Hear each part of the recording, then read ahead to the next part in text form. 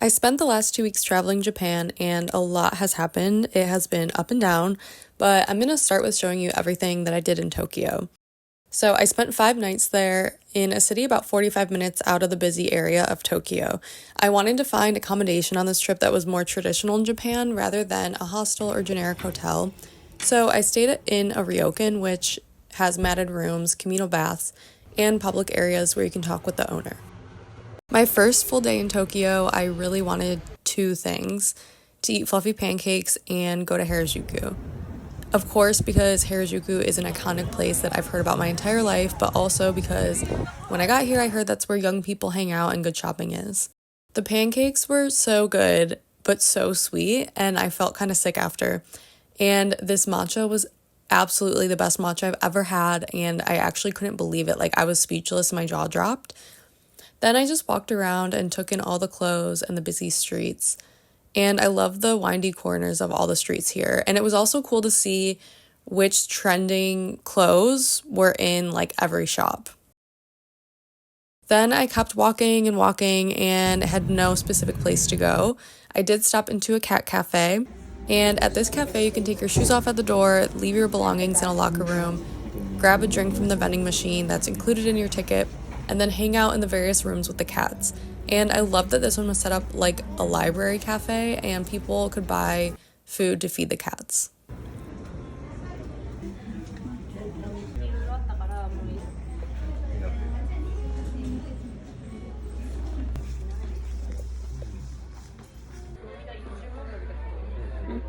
Many places that I have been here, they do have you take your shoes off at the door.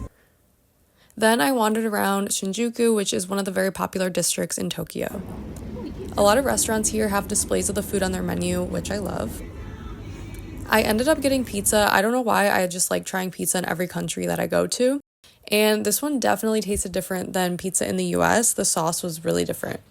I took the train home and set my bed up for the night. It's my second morning in Tokyo. I'm staying in this hotel there are house rules you have to abide by. I have to remove my shoes when I enter the room and leave them outside. They provide these flip-flops to wear around. There's a shared shower and toilet, and I have a Japanese-style bed. Every morning I fold it back up and then I have the room and space to get ready, do yoga. When I was looking at places, a lot of places in Tokyo are small and confined. They're kind of simple, minimalistic from what I can see, and you can find like a use of space. And a lot of times I think I like big wide open spaces and I feel more like I can unwind and relax. And so it's interesting being in a space that's so small, but I still feel so relaxed when I'm in here. So also with this hotel, they have a traditional breakfast that they'll make that you can pay for. I think we'll do that tomorrow. They also have a traditional Japanese bath, sort of like a jacuzzi. So I'm gonna do that this morning.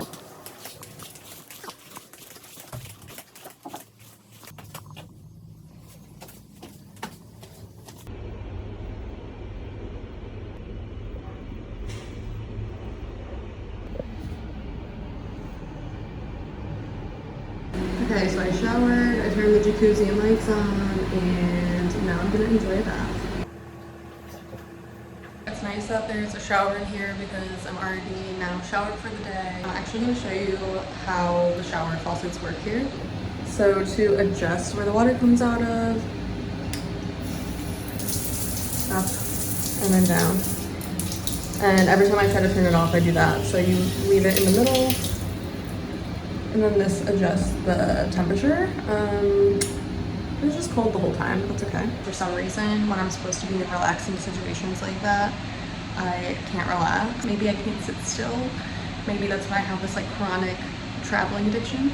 They even have this clock where you can watch the time. Now I'm gonna go get some breakfast. Most of the restaurants I'm gonna try are a train ride away. I'm eating out for every meal here because obviously I have to try everything that I can. Today I really want to try the egg that's like over rice. I don't remember the name of it right now. I absolutely loved the neighborhood that I was staying in, so my favorite parts of the day were always when I was going to and from the hotel. Maybe because those streets were most familiar to me in a very unfamiliar place, but I just felt like they were really peaceful, and I liked being in an area where it was like families and locals. I wanted to take everything in at first, but I think doing these videos actually helps me like push myself out of my comfort zone to experience the culture more, try more experiences so that I can share it with friends and family. Yeah. I struggled a little bit with using the ticket machine for the train at first, but then I got the hang of it. Everything operates so differently here than what I've ever done before, so it feels like every single task, from taking the train to ordering at a restaurant, takes peak alertness.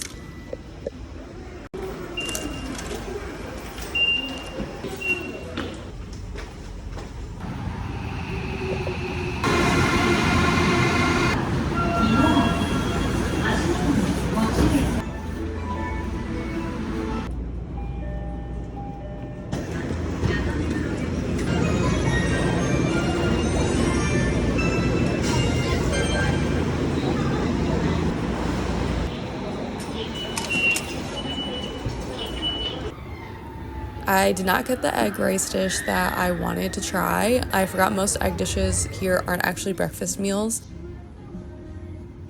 There were 2 breakfast options, so I just picked one, unsure of what I actually was ordering at the time, but it was really delicious. I don't remember what the sauce was, but that was really good. And they gave me brown sugar for my matcha. This was in Asakusa, which was recommended to me from a taxi driver. All the drivers I've had here have been extremely nice and excited to share facts about the areas and places I should go to. This area is known for the streets of markets. I absolutely had to buy this t-shirt. I don't know why, I just had to. I actually walked away and then I went back for it.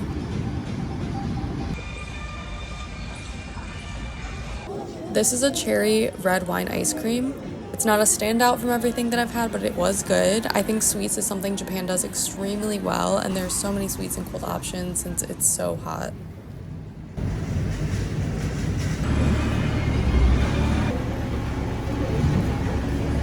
First impressions of Japan. It's so nice being somewhere with so much culture and a different culture after being in Australia for a year. Being here, I haven't been immersed in a culture like this since I'd say like before COVID.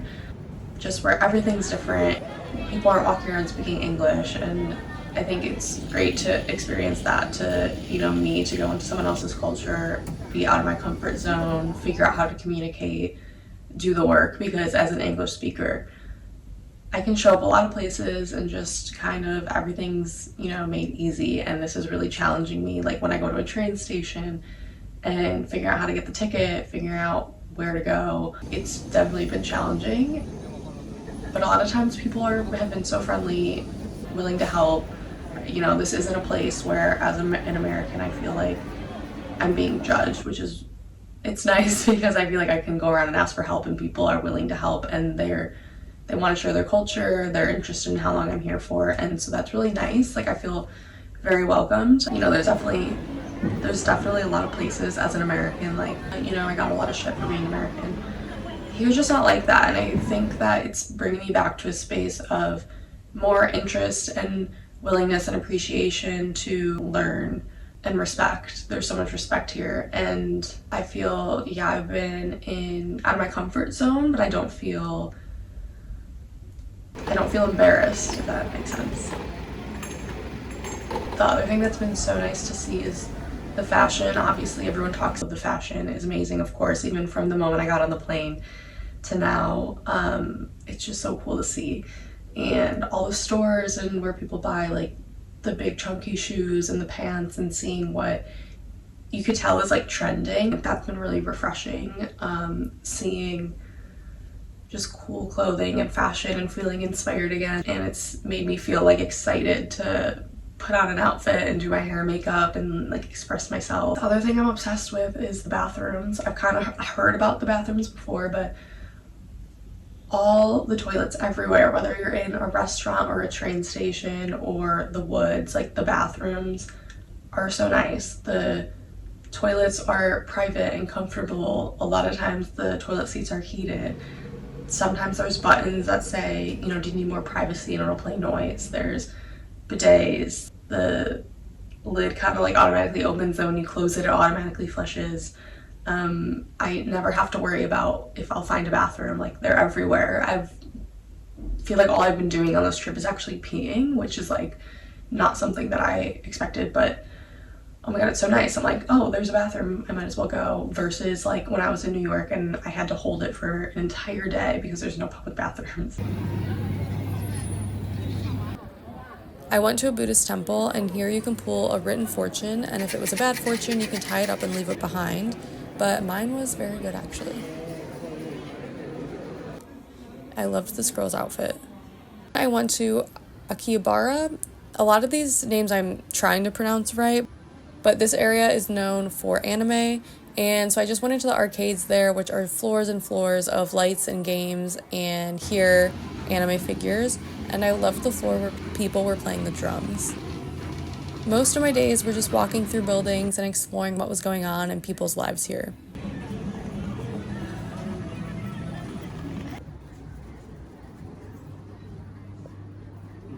I didn't know 7-Eleven was a big thing before I got here, but apparently people know about this from TikTok. So my friend asked me to send her photos of a 7-Eleven lunch that I tried. People use 7-Eleven as stops for a quick lunch or dinner, and the reputation is that the food is very good.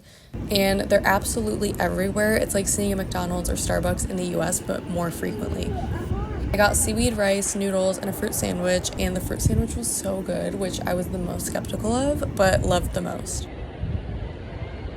Much of this trip was also stopping at places to catch my breath and charge my phone.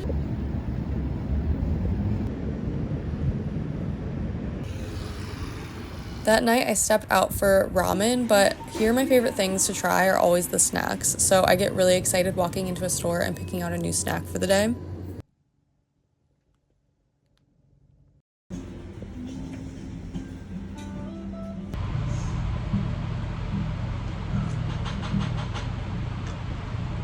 It's my third morning in Japan, and I just had a really good breakfast at the hotel. Honestly, it's been so hot in Japan, especially going from somewhere where it's winter to here. It has knocked me on my ass. Like, I'm exhausted, and I've been going through so much water. I feel like the theme of this trip is like being really full and peeing all the time. I think because the humidity, I'm not as hungry, but I want to eat all this food. Also, the budget has just completely gone out the window. I don't have a budget anymore. Like, if I see something or want to do something to an extent, like, I'm gonna do it because I'm here. Like, I'm not gonna go insane, but let's just say the credit card is being used. So it's my last day in Tokyo. I leave tomorrow to go to Mount Fuji, and I honestly just want to take it easy. I'm gonna do a chill day.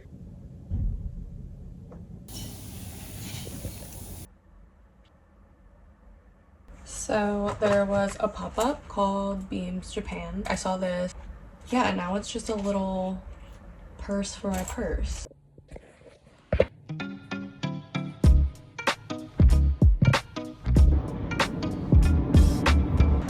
Now I'm off to get my daily matcha.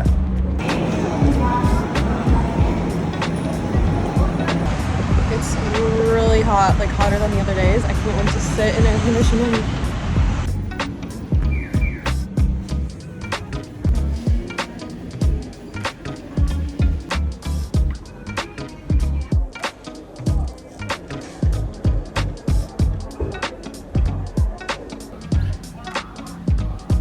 I just want to talk a little bit about how I'm feeling solo traveling. I've solo traveled before, but never in a place that's so different culturally, where I can't speak the language, and so like it's only been 2 full days in Tokyo and I already am feeling a bit lonely because the interactions I've had with people are very brief. And so yeah, I started booking more tours for Kyoto, which I'm excited about. 2 days when you're alone with your thoughts can feel like a lot. I definitely am like realizing maybe I like doing trips with people more.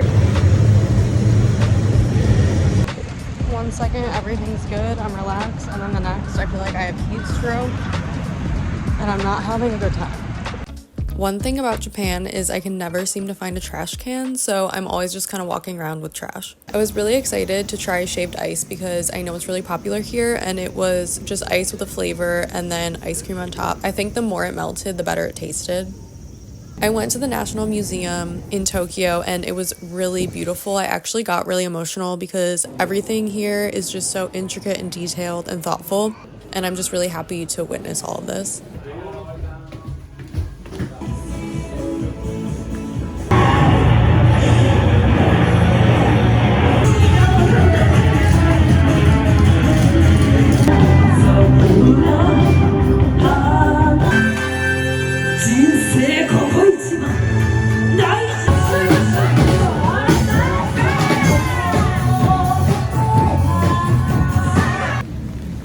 It is typhoon season, so it started to rain quite a bit while I was there. Today was not chill at all. I'm so tired from the heat, so all I wanted to do was eat food and watch Vampire Diaries. I just balled out at 7-Eleven, so I'm gonna show you what I got. I saw this drink. I've been wanting to try drinks here because there's a ton. Obviously I can't read this. I had to Google what it was, and it's apparently some like fermented milk bacteria with water. This noodle salad I actually tried before. I wanted something familiar. A sweet potato pudding. There's a lot of sweet potato flavored things here. I don't know why the sandwich was calling my name. It is tuna, ham and cheese, and an egg salad. Sandwich, I probably won't eat the egg salad. Pork dumplings. It's kind of hard to avoid meat here. Like, it's possible, but they really like meat in all assortments, so I'm just about to put different things in my body. All right, first I want to try this drink and see what this is about. Oh my gosh, it tastes like a pixie stick. Is that what they're called? Like those little, oh my god, it's actually so good. I didn't think that this is what fermented milk would taste like. It's so good. I'm obsessed with this bread. All right, moving on. Now I want to try the dumplings. These were calling my name the other day. It's okay. I think it's the first thing I've had from 7-Eleven where I'm like, it's okay. I'm putting so much in my body right now for you guys. All right. These noodles, again, had them the other day. Let's see. Yep, still good. It tastes very, like, vinegary. Honestly, give me these chopsticks. Last thing, the pudding. They give me a little spoon.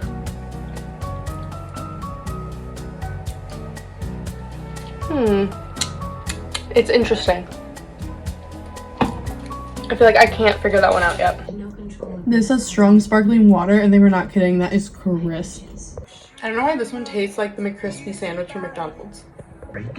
Why is the sandwich my favorite? I'm gonna get that every day. I'm gonna try the sauce. I don't really know what it is.